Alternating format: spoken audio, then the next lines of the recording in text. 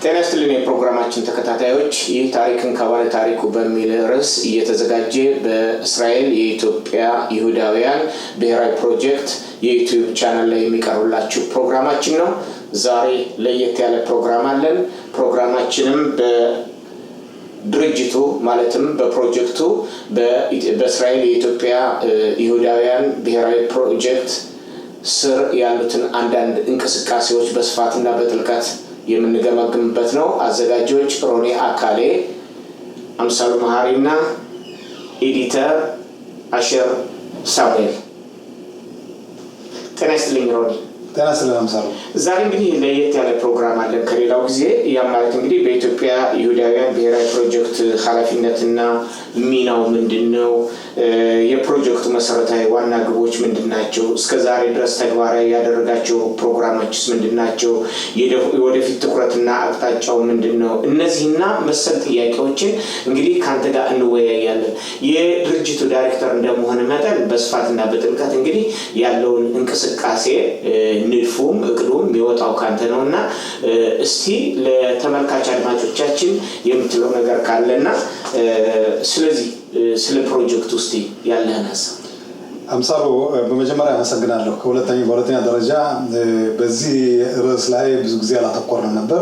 ያተኮርንባቸው ነጥቦች በተለይ መጽሐፍን የጻፉ ሰዎችን በመጋበዝ ስለ መጽሐፋቸው ለምን እንደጻፉ ለምን ብለው ያንን የጻፉበት ምክንያት ምን አነሳስቷቸው ነው፣ መጽሐፍ ውስጥ ምንድነው ለማለት የፈለገው የሚለውን ነገሮች በስፋት በተለያየ ጊዜ ሰዎችን በመጋበዝ ውይይት አድርገናል። የዛሬው ውይይታችን አሁን እንዳልከው ለየት የሚያደርገው ምንድነው ስለ ፕሮጀክት አሎሚ ማለት ምን ማለት ነው፣ ማን ያቋቋመው፣ እንዴት ተቋቋመ፣ እንዴት አይነት ለምን ዓላማው ምንድነው፣ አገልግሎትስ መስጠት የሚሰጠው ለማን ነው የሚለው ነገሮች ሰፋ ባለ ሁኔታ ለማብራራት ሞክራለሁ።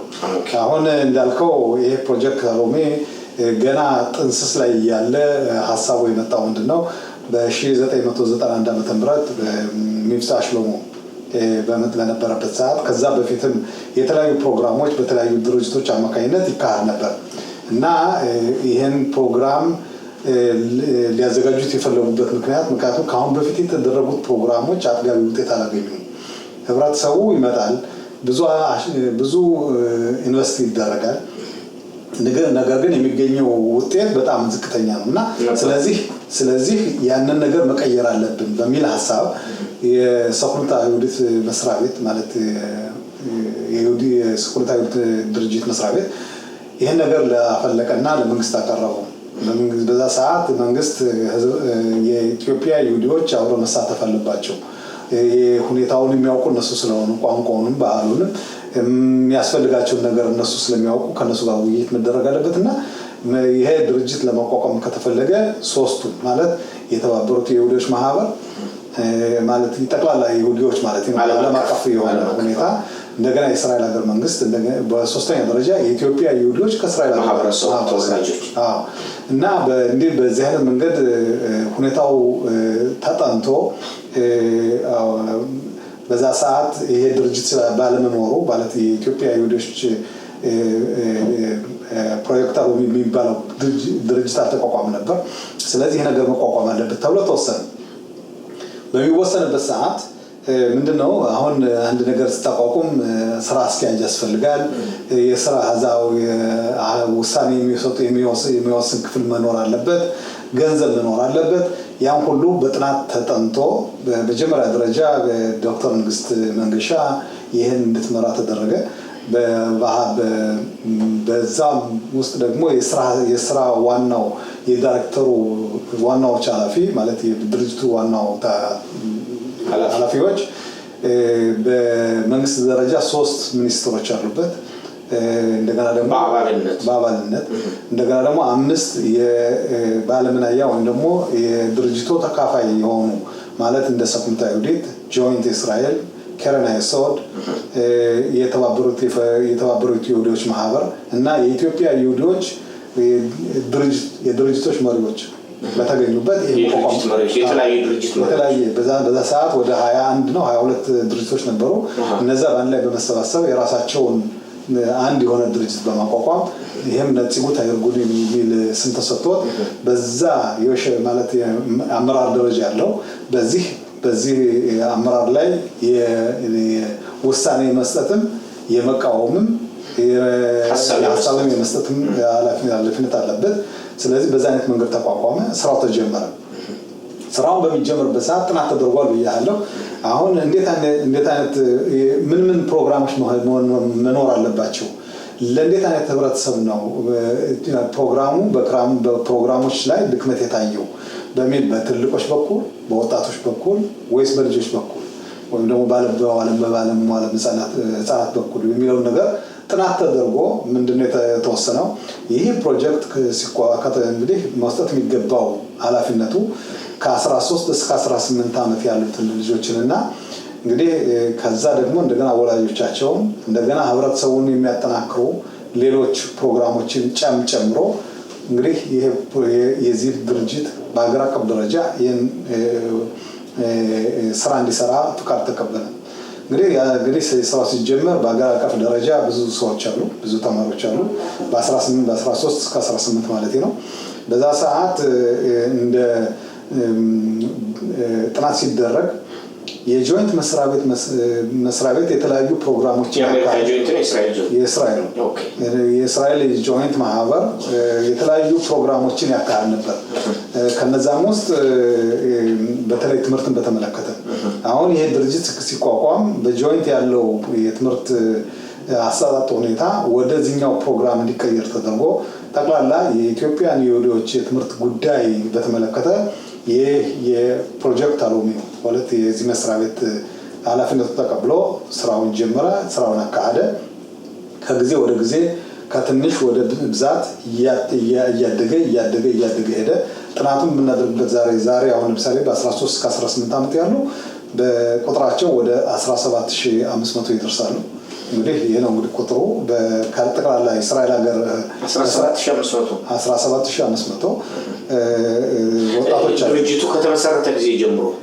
ድርጅቱ ሲመሰረት ቁጥሩ ይለያያል። ማለት የኢትዮጵያ ይሁዲዎች ወይም ቤተ እስራኤሎች ወደ እስራኤል ሀገር አመጣጣቸው በተለያየ ጊዜና በተለያየ ሰዓት ስለሆነ የህብረተሰቡ ቁጥር ያድጋል። እንደገና ደግሞ እዚህ ሀገር የተወለዱትን ልጆች እድሜያቸው ከፍ እያለ ይሄዳል። ስለዚህ በዚህ ደረጃ ላይ የሚጠቃለሉት ተማሪዎች ቁጥር በአሁኑ ሰዓት ማለት በዚህ በ2026 ባለው 17500 ሲሆኑ ከነዚህ ውስጥ የተወሰኑ ልጆች ነው እኛ የምናጠቃልል።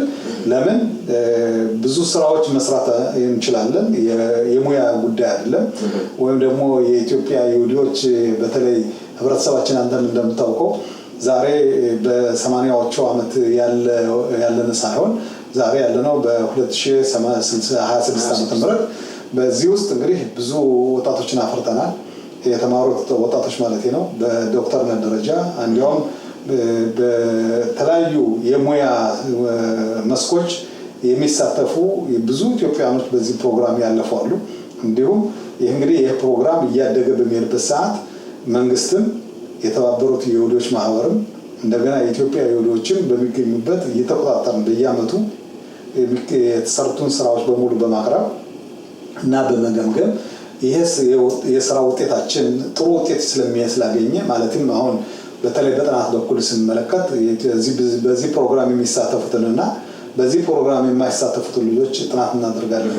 ጥናት በሚደረግበት ጊዜ በዚህ ፕሮግራም የሚሳተፉት ልጆች የ12ኛ ክፍል መለቀቂያ ፈተና ሲፈተኑ ከፍተኛ ውጤት በማግኘታቸው እንደገና ደግሞ ያ ብቻ ሳይሆን ያገኙት ውጤትም ለዩኒቨርሲቲና ለኮሌጅ ስለሚያበቃቸው ይህን መንግስት በጣም በማመስገንና ይህን ነገር ማስፋፋት አለብን በሚል ባለፈው አመት አንድ የተወሰነ ውሳኔ አሳልፎ ነበር።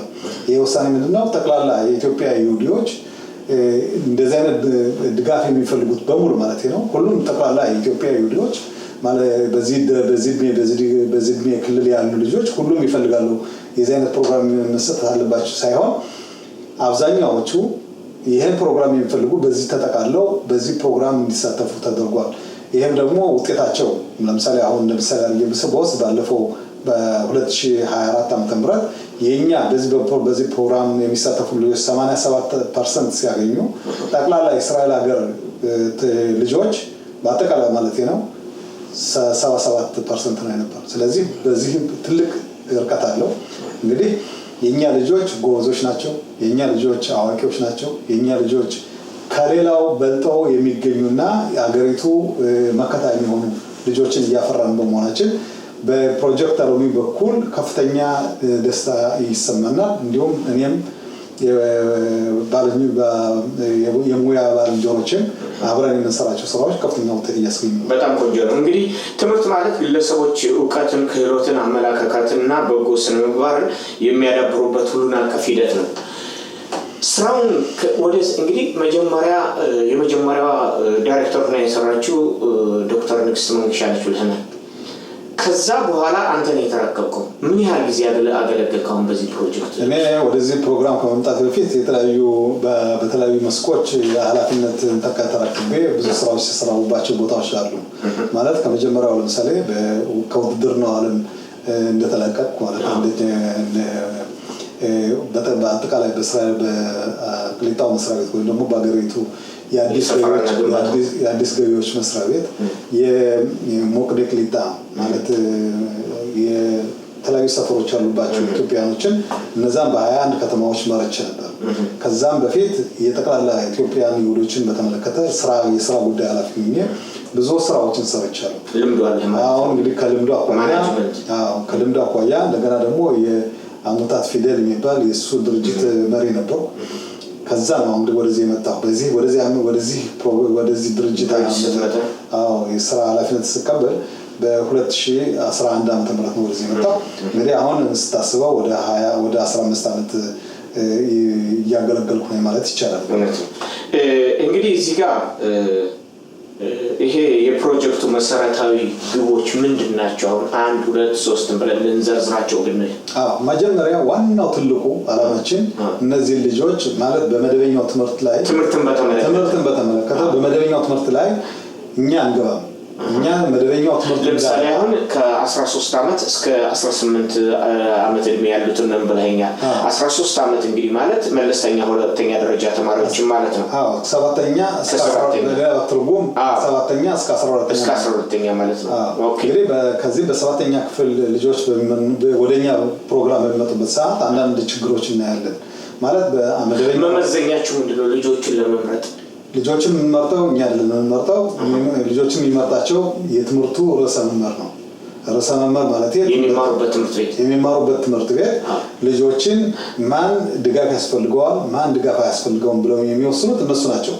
ነገር ግን እነዛ ልጆች ድጋፍ ያስፈልጋቸዋል ተብሎ ስማቸው ከተመዘገበ እና በምን እርዳታ እንደሚፈልጉ ካወቅን እኛ መምህሮች እናመጣለን፣ ሰራተኞች እንወስናለን። በየአካባቢው ከወላጆችና ከልጆች እንዲሁም ከትምህርት ቤቱ ጋር የሚያነጋግሩ ሰዎችን እናቀርባለን። ከዛም ደግሞ ባጀት እንመድባለን። ለነዚህ ሁሉ ባጀት ይወጣል። ያን ነገር እንግዲህ እነዚህ ልጆች በዚህ ፕሮግራም በሚሳተፉበት ጊዜ አብዛኛውን ትኩረት እናደርገው 3 ነገሮች ናቸው። አንደኛ እንግሊዝኛ፣ ሁለተኛ እንግሊዝኛ ቋንቋ፣ ሁለተኛ የሂሳብ ትምህርት፣ ሶስተኛ የቋንቋ የዕብራይስጥን ቋንቋ ወይም ደግሞ ሂስትሪን ወይም ደግሞ ሌሎችን በተመለከተ አብዛኛዎቹ ወጣቶች በመጀመሪያ ላይ ከፍተኛ ችግር ነበረባቸው። የቋንቋ ጉዳይ የዕብራይስጥን ጉዳይ አዲስ ገቡ እንደሆነ ያንን ነገር አሁን ቀርፈናል። አሁን የምናየው አብዛኛው ልጆቻችን ብዙ ጊዜ የሚሳተፉት በእንግሊዝኛ፣ በሂሳብ፣ በፊዚካ፣ በቢዮሎጂያ በተለያዩ ወደፊት ከፍተኛ ደረጃ የሚያደርሳቸው ከሌላው በልጠው እንዲገኙ የሚያደርጋቸው ትምህርቶችን አሁን የሚከታተሉ ያሉ ልጆቻችን። ስለዚህ በጣም ደስተኞች ነን እኛ። በተለይ ደግሞ ልጆችን ብቻ አይደለም አንድ ፕሮግራም ነድፈ በምትሄድበት ሰዓት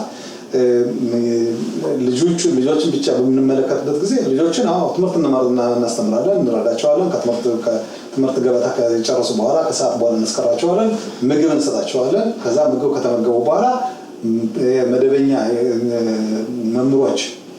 መምህራኖች እነሱን ማስተማር ይጀምራሉ።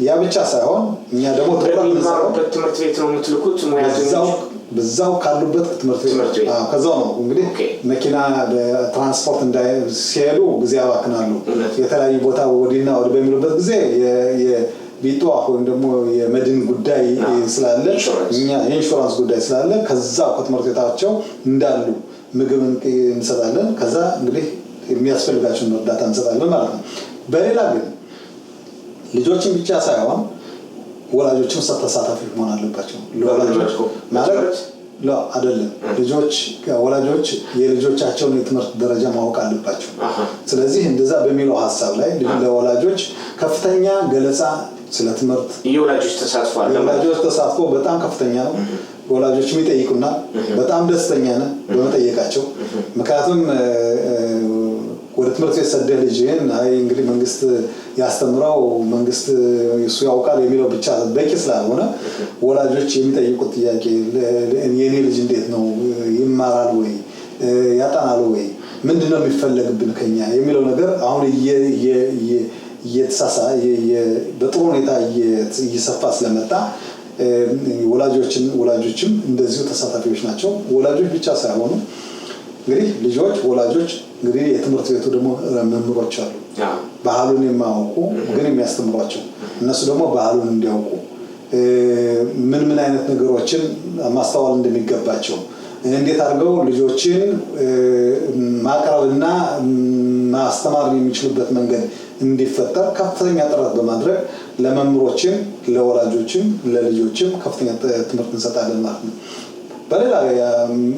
በሌላ በኩል ደግሞ ያተኮርንባቸው ሁኔታዎች በተለይ በህብረተሰባችን ውስጥ ጥሩ ሰዎች አሉ ማለት ለህብረተሰቡ የሚያገለግሉ ግን የሙያ ችሎታቸው ያን ያህል ስላልሆነ አካዳሚካል እውቀታቸው ፍላጎትም ቢኖር እንግዲህ ፍላጎት ኑሮ አሰራሩ ከበድ የሚል ከሆነ ለዛ ነገር መፍትሄ መስጠት ያስፈልጋል ያን ደግሞ አሁን ላይ አክሻራ ወይ ደግሞ የሙያ ስልጠና ኦኬ አሁን እዚህ ጋር እንግዲህ እስቲ እንግዲህ ወደ 17500 ይሄ ቀላል ነገር አይደለም በጣም በርካታ ነው አዲሱን ትውልድ በቀለም ትምህርት እንደዚህ መድረስ በቀለም ትምህርት ላይ ብቻ ትኩረት እንድታደርጉ የወሰናችሁበት ምክንያት ምንድነው አንድ በዚህ ደረጃ በተለይ ብዙ ጊዜ በእኛ ልጆች ብቻ ሳይሆን በሌላው በኩል የምናየው ከአንደኛ ደረጃ ወደ ሁለተኛ ደረጃ በሚያልፉበት ሰዓት የተለያዩ ነገሮችን ትመለከታለህ አንደኛ የእድሜ ጉዳይ አለ የእድገት ጉዳይ በተለይ ልጅነት ወደ ወጣትነት በሚቀየርበት ሰዓት የተለያዩ ነገሮችን ታያለህ የትምህርት ፍላጎታቸው ሊቀንስ ይችላል ወይም ደግሞ ላለመማር ወይም ደግሞ ሌሎች ነገሮችን ሊያስተኩል በማተኮር ወደዛ ቦታ ሊሰባቸው ስለሚችል እኛ ምንድነው የምናደርገው በተለይ የወደፊት እድላችሁ ምን ላይ ነው መሆን የሚገባው እናንተ ከተማራችሁ አሁን ካጠናችሁ ከተማራችሁና ካደጋችሁ እናንተም ራሳችሁን ብቻ ሳይሆን መጠቅሙት ቤተሰቦቻችሁን ተጠቅማላችሁ አገሪቱን ተጠቅማላችሁ ስለዚህ የነሱ በትምህርት ዓለም ውስጥ ከፍተኛ ደረጃ መድረስ ማለት ለኛ ህብረተሰብ ብቻ ሳይሆን ለራሳቸው ብቻ ሳይሆን ለአገሪቱም ከፍተኛ ጥቅም በመሆኑ ትኩረት ያደረግንበት ትምህርት ነው አንድ ትምህርት ደግሞ የአንድን ህብረተሰብ ህልውና ይለውጣል አንድ ህብረተሰብ የትምህርት ደረጃው ከፍተኛ ከሆነ እንደገና አንድ ነገር ለማስተላለፍ የምትፈልግ አንድ ነገር ስለስራ ለመስራት የምትፈልግ በቀላል ሁኔታ መስራት የምትችልበት ሁኔታ ይፈጠራል ማለት ነው እንግዲህ ፕሮጀክቱን አጋሮች ቀደም ሲል በመግቢያችን ላይ ገልጸሃቸዋል ጆይንት እስራኤል እንደነ ሶኮኖት አይሁዲት ተባበሩት የይሁዶች ማህበር ዓለም አቀፍ የይሁዳ ማህበር እነኚህ በሙያቸው ነው ወይስ በበጀት ገዛ ያደርጋሉ እንግዲህ መጀመሪያ የታሰበው ባጀትም በሙያቸውም በዚህ ላይ ቢሳተፉ ጥሩ ውጤት ያመጣል ምክንያቱም ከዛም በፊት የተለያዩ ፕሮግራሞችን በነሱ አማካኝነት ስለተካሄደ ምናልባት በዚህ ላይ ቢሳተፉ ጥሩ ውጤትና የገንዘብ መርዳታ ሊመጣ ይችላል የሚል ሐሳብ ነበር ነገር ግን ያን አልሆነም ማለት እነሱ ያሰቡት ምንድነው በዚህ ድርጅት ከተቋቋመ ጀምሮ የተወሰነ ጊዜ የገንዘብ ገደፋ ያደርጉ ነበር ነገር ግን እኔ ከዚህ መስራት ከመጣሁ በኋላ ያ የሚሰጡት እርዳታ በሙሉ አቁሟል ለምን እነሱ የፈለጉት ምንድነው እንዲህ በጠረጴዛ ዙሪያ ተቀምጠው ስለሙያ ምን የሚያስፈልግ እንደሆነ ያንን ነገር ውይይት ለማድረግና ውሳኔ ለመወሰን እንጂ በዛ ላይ ለተወሰነው ውሳኔ ወይም እነሱ ለሚወስኑት ውሳኔ የገንዘብ ግዳፍ አያረጉም። እኛ ያደረግነው ምንድነው እኛ ራሳችን መቻል አለብን። ስለዚህ ወጣን። አሁን የገንዘብ ማሰባሰብ በውጭ ሀገር እንዴት እንደሆነ ትምህርት ወስደን ነበር። ስለዚህ አብዛኛው ያደረግነው ምንድነው መንግስትም ደግሞ በዚህ ላይ ጥሩ ደገፋ ያደርጋል። ማለት 3 ሚኒስትሮችን ቅድም ነገር ያለው የበጀት ድጋፍ ያደርጋል። የበጀት ድጋፍ የሚያደርጉ ለምሳሌ የትምህርት ሚኒስትር የሀገር ውስጥ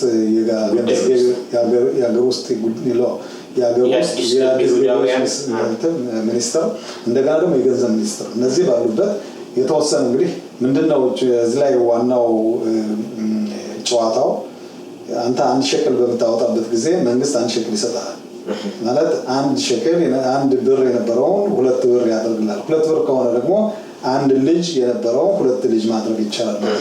ስለዚህ በዛ አይነት መንገድ ነው እኛ የምንሰራው እና ይሄ አይነት አሰራር ደግሞ ገንዘብ በሚረዱት በኩል ከፍተኛ ገደፍ አለው።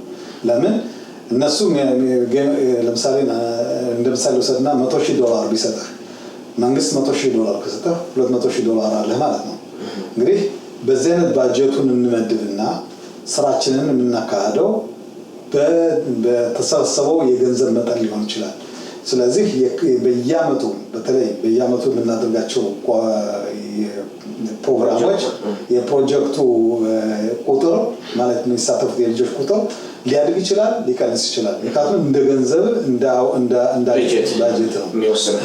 በዚህ ላይ አሁን ለምሳሌ በዓለም አቀፍ ደረጃ ያው ዲያስፖራ አለ ይሁዳውያን። እነኚህ ዓለም አቀፍ በዓለም ላይ የተበተኑ ይሁዳውያን ለዚህ ፕሮጀክት እውቅና ሰጥተዋል። የገንዘብና የሙያስ ተሳትፎ ያደርጋሉ። ትክክል። እንግዲህ እነዚህ የተባበሩት የይሁዶች ማህበር ወይም ደግሞ ጠቅላላ የይሁዶች በዓለም ውስጥ የተበተኑት በዚህ ፕሮግራም ላይ የተወሰነ እጃቸውን ይሰዳሉ። ማለት እኛ ለምሳሌ በተለይ በአሜሪካ በምናደርገው እንቅስቃሴ ከተለያዩ የጁዊሽ ፌዴሬሽንስ ወይም ደግሞ የተባበሩት የይሁዶች ማህበር ባሉበት አካባቢ በምንበት ሰዓት የዛ የስራ አመራሩን እንገናኛለን፣ ገለጻ እንሰጣለን። ስለ ሁኔታው ስላለው ሁኔታ ስለ እስራኤል ሀገር ኢትዮጵያ ይሁዶች ጉዳይ ገለጻ እናደርጋለን።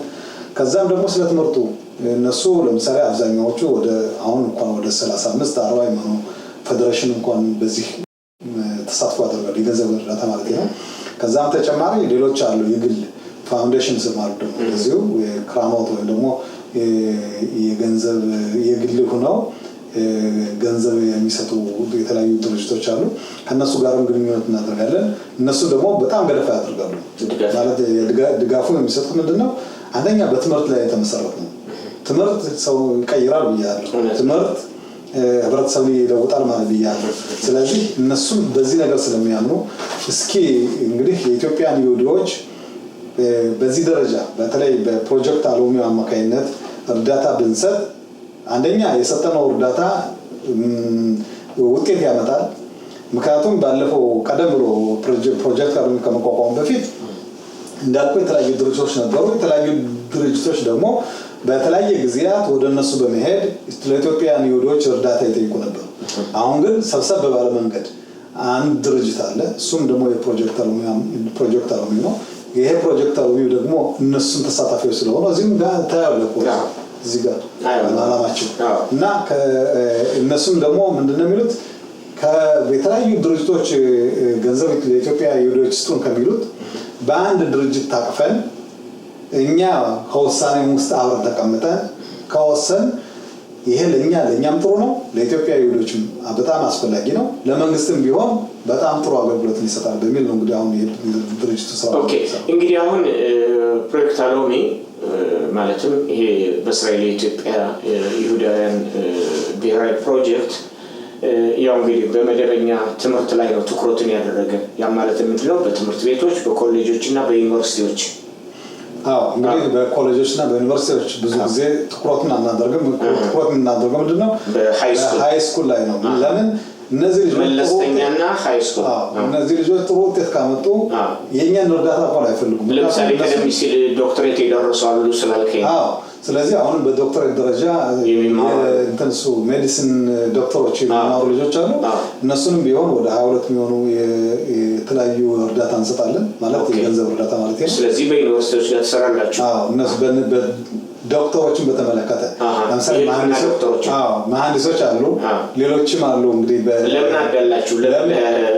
እንግዲህ እኛ የፈለግነው ምንድነው አብዛኛው ወጣቶች የኛ ልጆች በዚህ ዓለም በዘመናዊ ዓለም ውስጥ በተለይ የሕክምና ጉዳይ በጣም አስፈላጊ ሆኖ በመታየቱና ወደዛ ዓለም ብንገፋቸው እነዛን አይተን እነዛን ደግሞ እናመጣቸዋለን ከሮል ሞዴልስ ማለት ለማሳያ ይኸው እናንተ እንደናንተ ተማሪዎች በአካባቢያችን ነበሩ፣ ዛሬ ዶክተሬት እየተማሩ ነው። ስለዚህ እነዚህን አይታችሁ ከፍተኛ ደረጃ መድረስ ትችላላችሁ በምንልበት ሰዓት እንደዛ ሆኗል። ዛሬ ወደ ሀኛ ፕሮግራም በዚህ ፕሮግራም የጨረሱ ወደ 5 የሚሆኑ ዛሬ ዶክተሬት የሚያጠናሉ ማለት የሁለተኛው ደረጃ ሁለተኛ ዲግሪ ሳይሆን ዶክተሬት ማጥራት ማለት ቀላል ነገር አይደለም።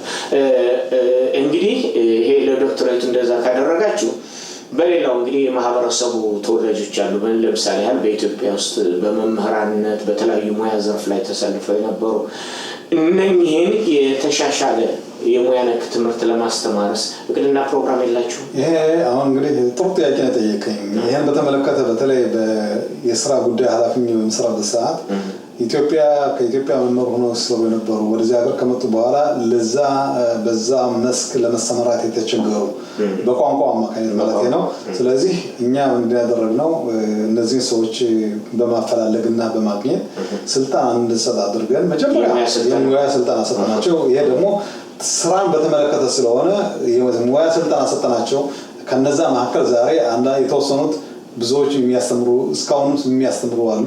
ይሄም የተደረገው መቼ ነው? በ2003 ዓ.ም በዛ አካባቢ ያለው ነው። እንግዲህ በዛ ውስጥ ሰዎቹ በ1993 ዓ.ም የሙያ ትምህርት የተማሩ ዛሬ የሚያስተምሩ እንደገና ደግሞ ጥሮታ ያወጡም አሉ። ዛሬ እንደነዚህ አይነት ሰዎችን በማየቴ በጣም ደስ ይለኛል። ያ ብቻ ሳይሆን አንዳንድ በተለይ ኢትዮጵያ ውስጥ ወይም ደግሞ ነርስ ሆኖ ሲሰሩ የነበሩ ከዚህ ሀገር ሲሆን ከመጡ በኋላ ደግሞ በዛው ሙያቸው ለመቀጠል የተቸገሩ ምክንያቱም በእስራኤል ሀገር ታውቃለህ በዛ ሙያ ለመቀጠል ከተፈለገ ትምህርት መውሰድ አለብህ። ቋንቋ መማር ያስፈልጋል። ሌሎችም ጥናቶች የሚሰጡ ነገሮች አሉ። እነዛን ማጥናት ይኖርባል። እንደነዚህ አይነት ተማሪዎችንም አሰልጥነን ዛሬ በየሆስፒታሎች በምንሄድበት ሰዓት የራሳችን ልጆች ባለሙያ ሆነው እንደገና ከባለሙያ ደግሞ ኃላፊነት ተቀብለው ሲሰሩና ሌሎችን ሲያስተናግዱ ስትመለከት በጣም ደስ የሚል በጣም የሚያኮራ እነዚህ አይነት ሰዎች በማየቴ በጣም ደስ ይለኛል። በጣም ቆንጆ ነው። እንግዲህ ከዚህ አኳያ አሁን እንግዲህ ፕሮጀክት አሎሜ ይሄን በትምህርት ላይ ትኩረት አድርጎ እንደገና ደግሞ በሕክምና ሙያ ላይ ትኩረት አድርጎ እንደዛ ከሰራ በዚህ 40 እና 30 ዓመት ጊዜ ውስጥ የኢትዮጵያ ይሁዳውያን ከእስራኤል ሕዝብ ጋር ምን ያህል ግንኙነት ፈጥረዋል የሚል እምነት አለ?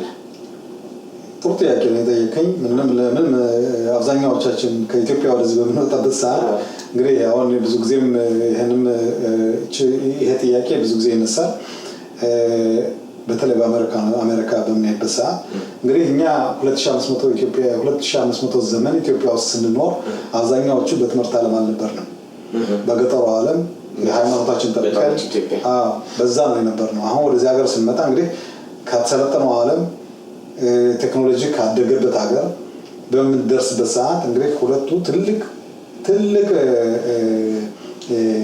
ክፍተት አለ። ያንን በቀላሉ ለማሳጠርና ከዛ ውስጥ እንደነዛ ሆነ ለመራመድ ከተፈለገ ትምህርት ስለሚያስፈልግና ተማሪ በትምህርቱ ደግሞ ጥሩ ትምህርት አስፈላጊ ስለሆነ እንግዲህ የ2500 ዘመን በ40 ዓመት ውስጥ ዛሬ ነው ወይም ደግሞ አጥበን ዛሬ አብዛኛዎቻችን በእስራኤል ሀገር ውስጥ አሉ ከሚባሉት መስሪያ ቤቶች በመቀመጥ ኃላፊነትን በመውሰድ እንደገና ደግሞ አምባሳደሮች በመሆን በከተማ አካባቢ በሚሄድበት ሰዓት የከተማው መመከርት አባላት በመሆን ዶክተሮች በመሆን እንደገና ደግሞ በተለያየ በቴክኖሎጂ ዓለም ውስጥ በምንመለከትበት ጊዜ አብዛኛዎቹ ወጣቶች በቴክኖሎጂው በኮምፒውተሩ በዛ ተሳታፊ ሆነው ከፍተኛ ደረጃ በመድረሳቸው ይሄን ነገር የኢትዮጵያ ይሁዶች በዚህ በቀላሉ በዚህ በ30 ዓመት እና በ40 ዓመት ውስጥ እዚህ ደረጃ በመድረሳቸው በጣም የሚያኮራ ሌላውም በክነሴትም ማለት በፓርላማን በኩል በምትሄድበት ሰዓት ከኛ ፕሮግራም የተሳተፉ ሳይሆኑ በእኛ ፕሮግራም ጋር አብረው እውቅናም ያላቸው 3 ሰዎች አሉ። አሁን ከ120 3 ኢትዮጵያኖች በፓርላመንት መቀመጥ ማለት ቀላል ነገር አይደለም። እንግዲህ የኢትዮጵያን ይሁዶች በምንመለከትበት ሰዓት የኢትዮጵያ ይሁዶች ያደረጉት በተለይ ቤተ እስራኤሎች ያደረጉት ሩጫ ቅድድም እና ከሌሎች ጋር እኩል ለመሆን ከሰለጠነው ዓለም ጋር ለመገናኘት ከፍተኛ ደረጃ ደርሰዋል ማለት ይቻላል። በተለይ በውትድርናው ዓለም በምንሄድበት ሰዓት ብዙ መኮንኖች አሉ። እንደገና ደግሞ በአየር አብራሪ እንኳን አንድ አለ። አሁን ሌሎችም እየተጨመሩ ነው። እንዲሁም ደግሞ ሌሎችም አሉ። ስለዚህ እኛ የኢትዮጵያ ይሁዳውያን እንግዲህ ኦፊሻል ማለት የምንኮራበት የምንመካበት የራሳችን የሆነ ኃላፊነትን ተረክበን በአገሪቱ ከሚገኙት የተለያዩ መስሪያ ቤቶች ገብተን መስራት የምንችልበት ከሌላው አንሰን የማንገኝበት የዚህ አይነት ደረጃዎች እየተፈጠሩ በመሄዳቸው እኔ ከፍተኛ ደስታ ይሰማኛል። ሌላው አቶ አምሳሉ በእኛ ህብረተሰብ እኮ ብዙ ጸሐፊዎች አልነበሩ፣ የመጽሐፍ ደራሲያን አልነበሩ። በአሁኑ ሰዓት አሁንም ቀደም ስንጀምር እንደተናገር ነው ደራሲያን እየወጡ ነው። ስለ ራሳቸው፣ ስለ ባህላቸው፣ ስለ ግለ ታሪካቸው፣ ስለ ኢትዮጵያ ይሁዶች ታሪክ በየጻፉ እንግዲህ የኢትዮጵያ ይሁዶችን ታሪክ በኢትዮጵያ ባሉ ደራሲያን እንኳን ሳይጻፍ ብዙ ጊዜ ከተቀመጠ በኋላ በዚህ እኛ ከመጣን በኋላ በዚህ በ30 እና በ40 ዓመት ውስጥ ብዙ መጽሐፍቶች ተጽፎ እናገኛለን። እነዛም ደግሞ የሚያኮሩ ናቸው። ታሪክን በባለ ታሪኩ በሚለው መስመር ላይ ያስቀመጥናቸው በዚህ ምክንያት ነው። እውነት ነው። እስቲ እንግዲህ ሮኒ ፕሮጀክት አሎሚ ይሄን ሁሉ እንግዲህ መልካም ነገር ለማህበረሰቡ እንዲህ አገልግሎት እያበረከተ ምን አይነት ተግዳሮት ገጥሞታል ትላለህ? በዚህ እንግዲህ ከ2011 ዓመተ ምህረት ጀምሮ እስካሁን ባለው ለተከታታይ 15 ዓመታት ባደረከው የአመራር ሂደት ላይ ምን ተግዳሮት ገጥሟል? የተለያዩ ችግሮች ነበሩ። ማለት አንዱ ለምሳሌ የሰው ኃይል፣ የበጀት ኃይል፣ የገንዘብ ጉዳይ ወይ ባጀት ጉዳይ ከፍተኛ ዋናው መሰረቱ እሱ ነው። የሙያ ባለሙያዎች ሞልተውናል። ከህብረተሰቡ ጋር መስራት የሚችሉ ወጣቶች እና አዋቂዎች ሞልተውናል አሉ። የኛ ብቻ ሳይሆኑ ሌሎችን መጨመር ይቻላል። እንደማየው በእኛ ፕሮግራም መሰረ በዚህ ፕሮግራም የሚሳተፉት ኢትዮጵያኖች ባለሙያዎች ብቻ ሳይሆን ጋም ከኢትዮጵያኖች ያልሆኑ በእኛ ህብረተሰብ ከፍተኛ ድጋፍና እርዳታ የሚሰጡ ሌሎችም አሉ። ያንንም በጥሩ ሁኔታ እየተካሄደ ነው ያለው። ነገር ግን ዋናው ትልቁ ነገር ምንድነው? ይሄ ፕሮጀክት ተስፋፍቶ ማለት አሁን በወጣቶች በኩል ብቻ ሳይሆን በወላጆችም በስራ በኩልም በተለያዩ የስራ መስኮች ኢትዮጵያኖችን በተመለከተ ከፍተኛ ስራዎችን መስራት የሚችል ድርጅት ነበር። ነገር ግን የባጀት ጉዳይ አንቆ ስለያዘው እንደዚህ መስፋፋትና እንደሌሎቹ ማደግ የምፈልገው ነገር ለማድረግ የተቸገረበት ሁኔታ ነበር። እኛም አሁን ምንድነው የምናደርገው በየዓመቱ እኛ የምንጀምረው ከባጀታችን እንኳን ቋሚ ባጀት የለውም። ቋሚ ባጀት ምንድነው የምናደርገው? እኛ አሁን የወጣን ጊዮስ ወይም ደግሞ የገንዘብ ስብስብ የምናደርግበት ሰዓት እንግዲህ ያንን ካደረግን በኋላ ነው ከመንግስትም ገንዘቡ ተጨማሪ ሆኖ የሚመጣው እና በዛ አይነት መንገድ ህብረተሰባችን በተለይ ይሄ ድርጅት የኔ ድርጅት አይደለም፣ ያንተ ድርጅት አይደለም፣ የህብረተሰቡ ድርጅት ነው። የሚሰራው ለህብረተሰቡ ነው፣ የሚሰራው ለህብረተሰባችን ስለሆነ በዚህ ላይ ሁላችንም ተጋድሎ ማድረግ ያስፈልጋል፣ ርብርብ ማድረግ ያስፈልጋል። ምክንያቱም ይሄን አዲስ ትውልድ ወይም ደግሞ ወደፊቱ የእስራኤል ሀገር ተረካቢ ትውልድ በሙያው ካላነጽነውና በሙያ ደረጃ ከፍተኛ ደረጃ እስካላደረስነው ድረስ ዝሮን ምንጎዳው እኛ ሊሆን ይችላል። ስለዚህ እስራኤል እኛ ስንል የእስራኤል ሀገር መንግስት ሊሆን ይችላል። ስለዚህ ብዙ ገንዘብ ከማጥፋት ከዛ በኋላ እነዛ ልጆች ለመመለስ በአሁኑ ሰዓት በትንሹ ገንዘብ ቢያደርግ ሌሎች ነገሮች መቀነስ ይችላል። አንድ ነገር አቶ አምሳሉ ከዚህ ላይ ልገልጽልኝ የሚፈልገው ሁልጊዜ አሁን እኛ ትምህርት እንላለን። ነገር ግን አንድ ልጅ ትምህርት ተማር በምትልበት ጊዜ ያንን ነገር እንዲማር የሚገፋፋውን ነገር ደግሞ ማወቅ እንትን ያስፈልጋል። አንዱ ነገር ምንድነው ያደረግነው በተለይ ልጆች በተለይ ከህብረተሰቡ ጋር እንዲሳተፉ ለወደፊት ያላቸውን ኃላፊነት እንዲረከቡ እንደዛ ለማድረግ የወጣቶች ማህበር ተቋቋመ። ይሄ ወጣቶች ማህበር በተለይ ብዙ የተለያዩ ትምህርቶችን ይወስዳል። በተለያዩ ሰዓቶች የተለያዩ ህብረተሰባዊ የሆነ አገልግሎት ይሰጣሉ። በየአካባቢው እየሄዱ ድጋፍ ይሰጣሉ። ልጆችን መርዳት ይፈልጋሉ።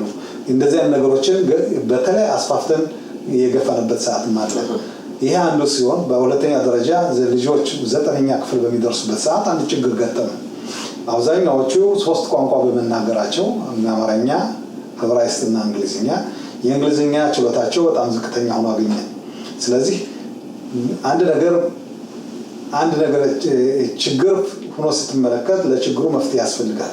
አሁን ያደረግነው ምንድነው እነዚህ ልጆች እስቲ የእንግሊዝኛ ቋንቋ የመናገር ችሎታ ይኖራቸው። በተለይ በዚህ ሀገር ባደገው ሀገር ውስጥ እንግሊዝኛ የማይናገር ህብረተሰብ ከፍተኛ ችግር አለበት። ምክንያቱም ሁሉም ነገር በእንግሊዝ የተጻፈ ነው። አሁን እንደነዚህ አይነት ልጆች እንደዚህ እንግሊዝኛ በምናስተምርባትና በእንግሊዝኛ የመናገር ዲቤት የሚለው ነገር ስናደርግ ወጣቶች ያንን ነገር ለማግኘት እና ለመማር ከፍተኛ ግፊት አደረባቸው። አንደኛ በዚህ ላይ መማሩ ብቻ አይደለም ያደረገው ምንድነው በአገር አቀፍ ደረጃ ውድድር አደረግን። አገር አቀፍ ማለት ነው እንግዲህ ሁሉም እያንዳንዱ ፕሮጀክት መስራት አለበት። ያንን ፕሮጀክት የሰራውን ዳኞች አሉ፣ ለዳኞች ያቀርባሉ። እነዛ እንግዲህ ከነዛ መካከል በልጠው የተገኙ ጥሩ ውጤት ያገኙ በጥሩ ደረጃ የደረሱትን እናደርጋለን ወደ አሜሪካ ወይም ካናዳ የወጣቶች ማህበር ወይም ሳመር ካምፕ በሚል ወደዛ እንሰዳቸዋለን። አሁን እንደዚህ በሚሆንበት ሰዓት አብዛኛዎቹ ወጣቶች ልጆች በመሆናቸው እኔም አሜሪካ መሄድ እፈልጋለሁ፣ እኔም ካናዳ መሄድ እፈልጋለሁ፣ ወይም ደግሞ እኔ ዩሮፕ መሄድ እፈልጋለሁ የሚሉ ልጆች እየበዙ በመሄዳቸውና ቋንቋውን በማዳበራቸው የተነሳ ዛሬ የሃይ ስኩል ማለት በ12ኛ ክፍል መለቀቂያ ፈተናቸው 5 ፖይንት ደረሰ። 3 የነበረው 5። ስለዚህ አብዛኛዎቹ አሁን እንግሊዝኛው በምትመለከትበት ሰዓት በየትኛው ሌቭል ነው ያሉ ብለን በምንጠይቅበት ሰዓት 5 ፖይንት ማለት ይሄ ወደ ዩኒቨርሲቲ የሚያስገባቸው ወደ ኮሌጅ የሚያስገባቸው ደረጃዎች ደርሰው ይሄን አሁን እንግዲህ ወደዚህ ወደ እንግሊዝኛው ቋንቋ ከመጣ ያብዛኛው እንግዲህ እኛ ያው የአፍ መፍቻ ቋንቋችን አማርኛና ትግርኛ ነው። ትግርኛ ተናጋሪዎች አሉ። ከዚህ አኳያ እነኚህን ቋንቋዎች በታሪካዊ ትውፊትነት አዲሱ ትውልድ ይዞ ከትውልድ ወደ ትውልድ እንዲሸጋገር የማስተማር ይሄን አማርኛና ትግርኛ ቋንቋን የማስተማር እና ዓላማ የላችሁ? እኛ ይሄን በተመለከተ ትምህርት ቤቶች በዚህ ላይ ትኩረት ሰጥተው በተለይ በአማርኛ ቋንቋ የመፈተንና ውጤት ያላቸው ፖይንት የሚያገኙበት መንገድ የተፈጠረበት ሁኔታ ስላለ ያንን እኛ ትኩረት አልሰጠንም።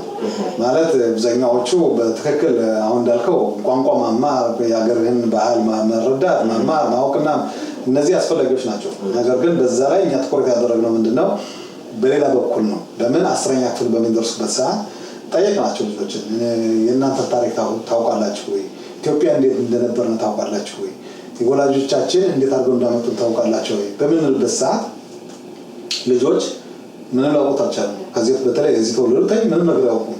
ሚፍሳ ሞሼ ማለት የሰለሞን ዘመቻ ሞሴ፣ ዘመቻ ሰለሞን፣ ዘመቻ ሌሎችም ነበሩ። እነዛ ታውቃላችሁ በምንልባቸው ሰዓት አናውቅም።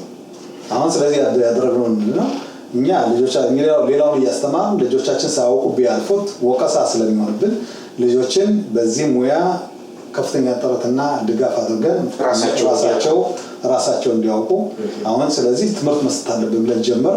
ይሄ ቲዩድ ይባላል ዶክመንቴሽን በእንግሊዝኛ።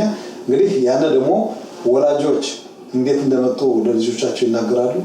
ልጆች የመጠየቅ እንዴት መጠየቅ እንደሚችሉ፣ እንዴት መጻፍ የሰሙትን ነገር እንዴት እንደሚጽፉ፣ የጻፉትን ነገር እንዴት አድርገው በመጽሐፍ ደረጃ ማቅረብ እንደሚችሉ፣ ያንን ደግሞ እንዴት አድርገው ለጓደኞቻቸው ማስረዳት እንደሚችሉ።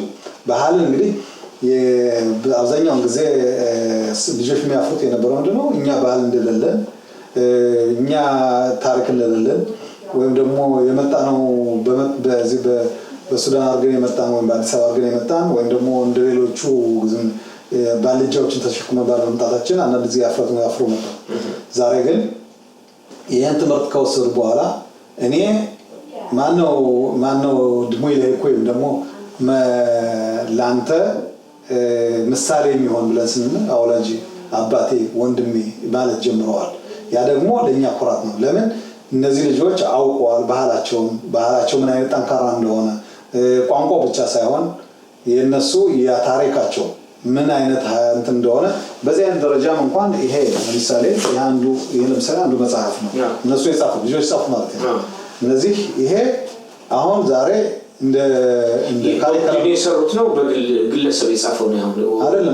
እነሱ የጻፉት እያንዳንዱ አሁን በዚህ ገብተን እንመለከትበት ሰዓት ለምሳሌ ከዚህ ላይ የት ቦታ ነው አፉላ በአፉላ አካባቢ ለምሳሌ የአፉላ ከተማ ነዋሪ የሆነ ወላጁን ጠይቆ የጻፈው ከዚህ አለ። አሁን ሌላ ቦታ ደግሞ ናታንያ ደግሞ እንደዚሁ። ቆይ በዚህ ላይ ግን እንግዲህ በእስራኤል ባሉ ከተሞች ፕሮጀክት አሎሚ በስንት ከተሞች ላይ ይሄን የፕሮጀክቱ እንቅስቃሴ አለ? በአሁኑ ሰዓት በሀገር አቀፍ ደረጃ ተብሎ ነው እንግዲህ በጥቅሉ የሚነገረው፣ ግን በምን ያህል ከተሞች አሉ? እኛ አሁን ከሰሜን እስከ ደቡብ 32 ከተማዎች እንሰራለን። በ32 ከተማዎች ደግሞ የተለያዩ ትምህርት ቤቶች አሉ። በእነዛ ትምህርት ቤቶች ደግሞ ወደ 84 የሚሆኑ ትምህርት ቤቶች ነው አሁን የምንሰራው። እንግዲህ ከ84 ትምህርት ቤቶች ወደ 4560 የሚሆኑ ተማሪዎች አሁን በመሳተፍ ላይ ነው የሚገኙት። እንግዲህ ይሄ 4560 እንግዲህ ይሄ ቁጥር በአሁኑ ሰዓት እንግዲህ ይሄ ቁጥር ብዙ ነው። እንግዲህ እነዚህ ደግሞ ለማስተማር የሚያስተምሩ ባለሙያዎች አሉ። እነዚህን ደግሞ የሚቆጣጠሩ ባለስራት ሰራተኞች አሉ።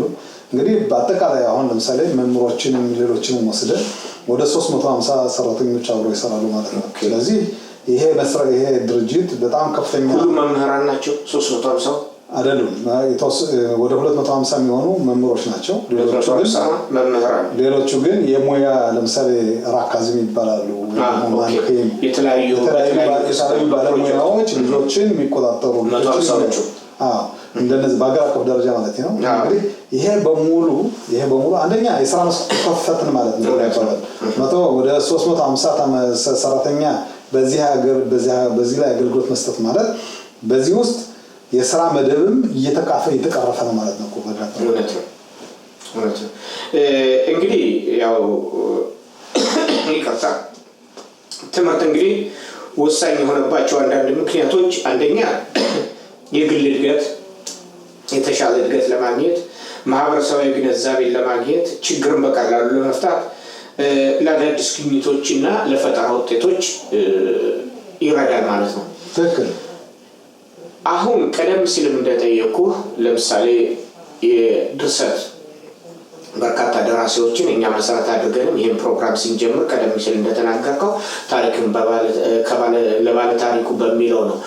ቢሆንም ግን አሁን ብዙዎቹ ይጽፋሉ መጽሐፍቶች ከጻፉ በኋላ ማሳተሚያ ችግር አለባቸው።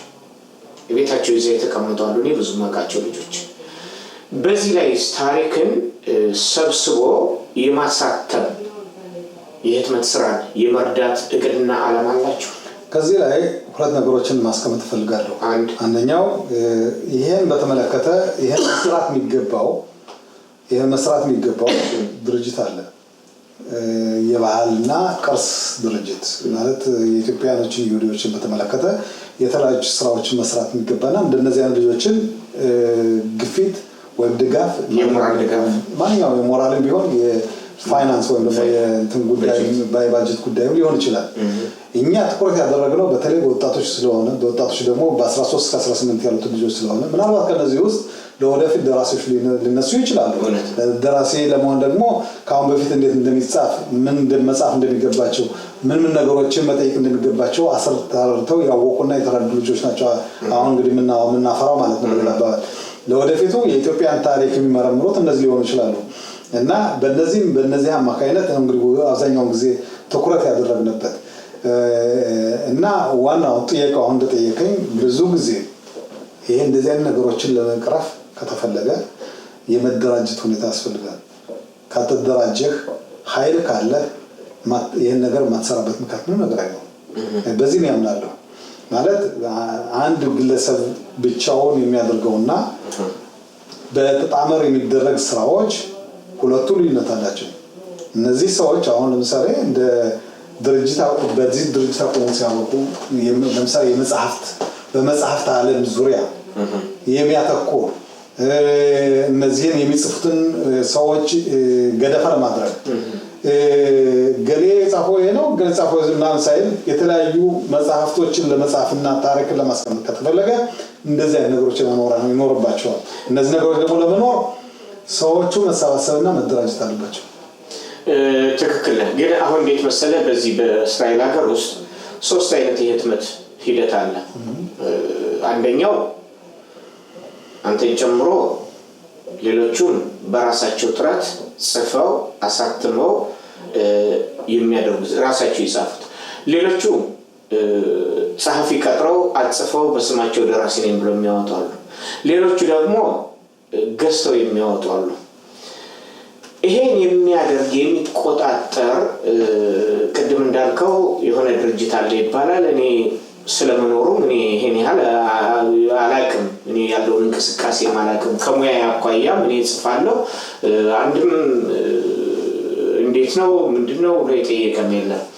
ለወደፊቱ ግን እኔ አሁን አንተን የማደርገው እንዲህ አይነቱን ነገር ምናልባት ትኩረት አድርገህ እነኚህ የተጻፉ መጽሐፍቶች በታሪካዊ ትውፊትነት የሚቀመጡበትን በሰነድነት ተሰንደው የሚቀመጡበትን መንገድ ምናልባት እቅድና ፕሮግራም ሊኖር ይችላል። በዚህ ላይ ያው በዚህ ላይ የታሰበበት ሁኔታ አለ።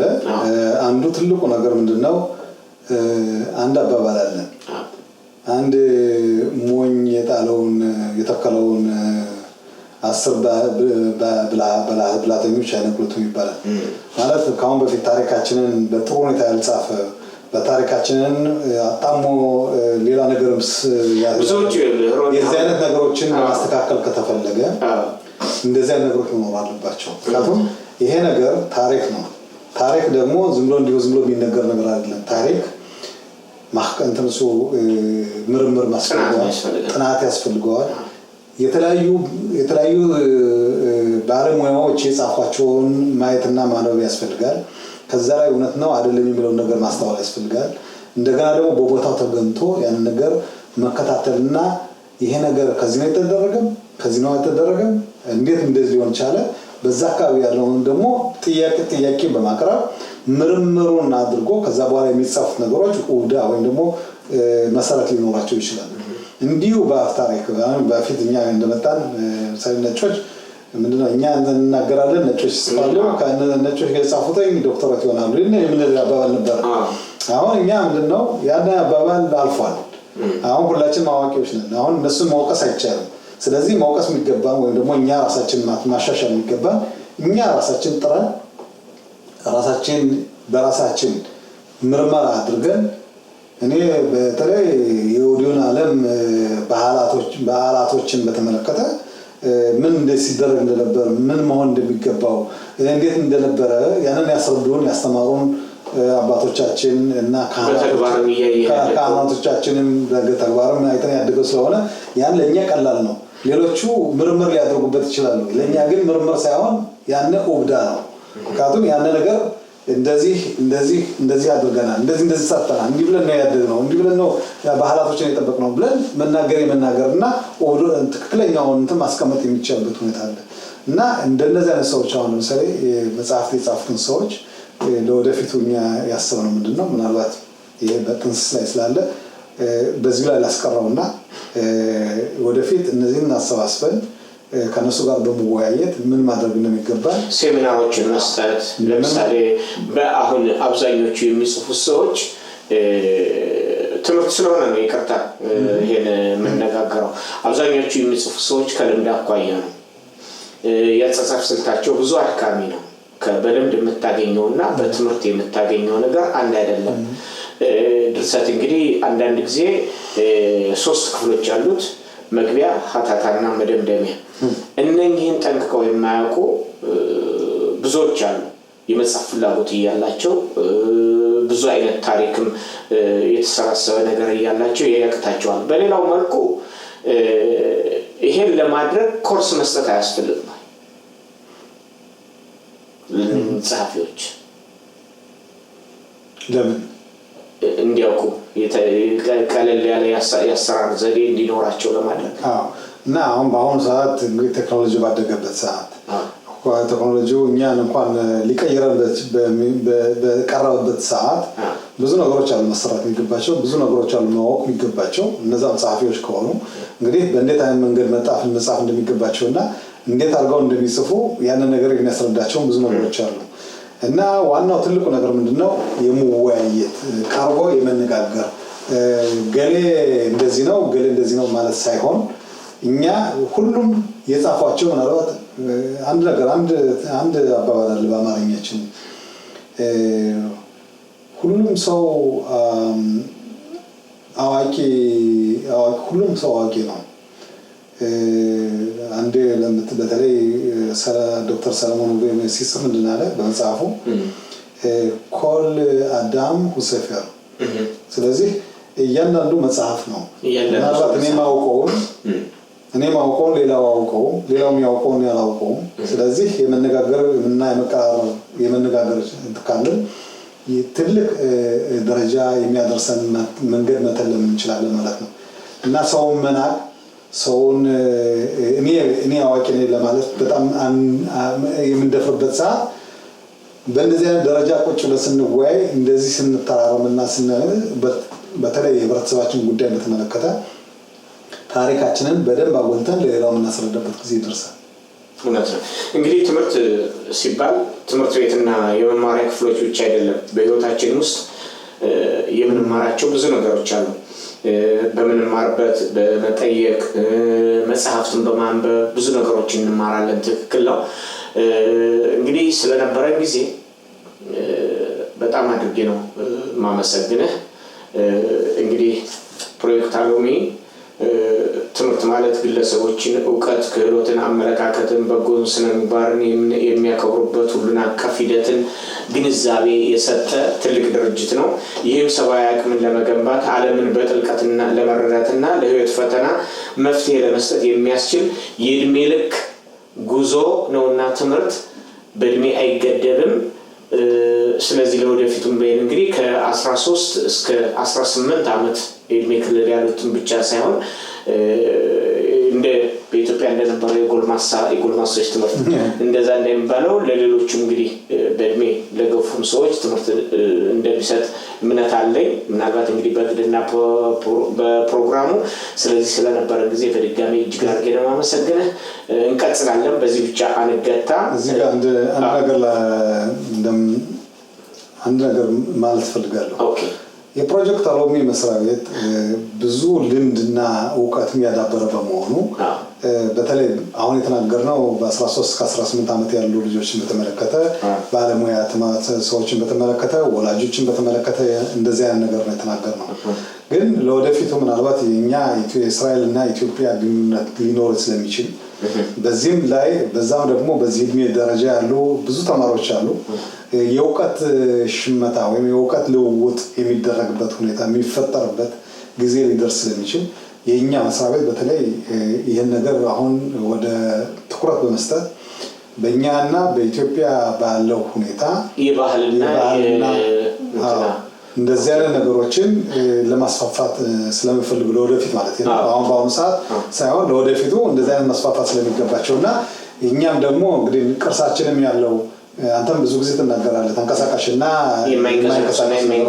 ብዙ ጊዜ የማይንቀሳቀሱ ነገሮች እዛ ነቀሩ ስለዚህ እኛም ደግሞ እዛ ቦታ ተገኝተን ጥናት ማድረግ ይኖርብናል ከሌሎችንም ማሳተፍ አለብን ብዙ ኢትዮጵያኖች አዋቂዎች አሉ ከነሱ ጋር በመዳመር ከነሱ ጋር በመወያየት እንዴት አድርገን የኢትዮጵያን ይሁዲዎች ታሪክ ባስፋፍተን ለዓለም የምናበቃበት ለዓለም የምናደርስበት ሚያኮራ ታሪክን የምንመዘግብበት ሰዓት ይፈጠራል ስለማምን በዚህ ሰዓት ማለት የሚከታተሉ ሰዎች ካሉ ከኛ ጋር ግንኙነት በመፍጠር ለወደፊት እስኪ ምን ማድረግ አለብን ውይይት እንጀምር ውይይት ሲባል እንዲህ በእኔና አንተ አሁን ተቀመጥነው ተቀምጦ ማውራትን ብቻ ሳይሆን ወይ መነጋገር ብቻ ሳይሆን ዛሬ በቴክኖሎጂ ብዙ ያፈራቸው እንትሮች አሉ